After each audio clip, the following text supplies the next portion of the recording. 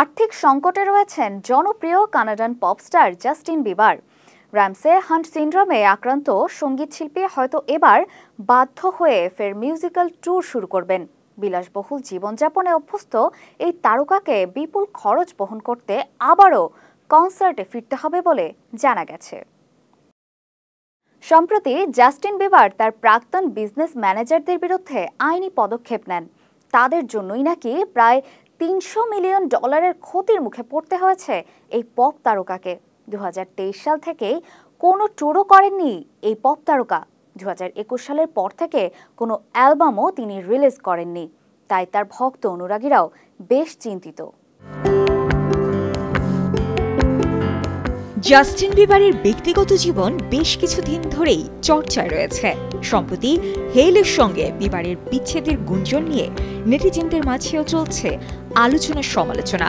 যদিও এই সমস্ত গুঞ্জনের মধ্যেই জাস্টিন ও তার স্ত্রী হেইলে ষষ্ঠ বিবাহ বার্ষিকী পালন করেছেন। চলতি বছরের আগস্টে তাদের ছেলে জ্যাকের জন্ম হয়েছে।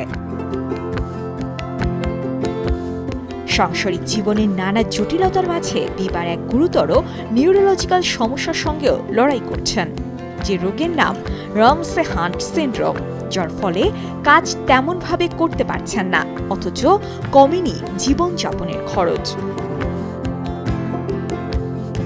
বিবারের ঘনিষ্ঠ সূত্রে খবর, জাস্টিন বিবার চিরকালই খরচের বিষয়ে বেপরোয়া এবং কোনো জিনিসের দাম বা নিজের ব্যাংক ব্যালেন্স কোথাও নজর না দিয়ে খরচ করে যান। ফলে স্বাভাবিকভাবেই টাকার টান তো হবেই। সম্প্রতি $3,80,349 ট্যাক্সের মুখোমুখি হতে হয়েছে তাকে।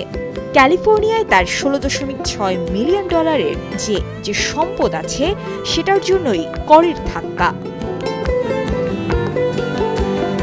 বিলাসবহুল জীবনযাপনে অভ্যস্ত তারকার টাকার প্রয়োজন।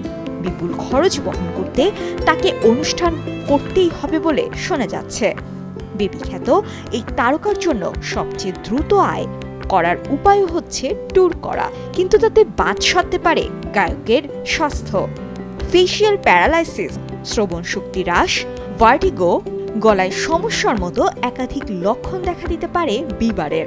এখন পরিস্থিতির মোকাবেলা করতে কোন পথ বাছবেন জাস্টিন, সেদিকেই নজর ভক্ত অনুরাগীদের। সাজি ইসলাম, কালের কণ্ঠ।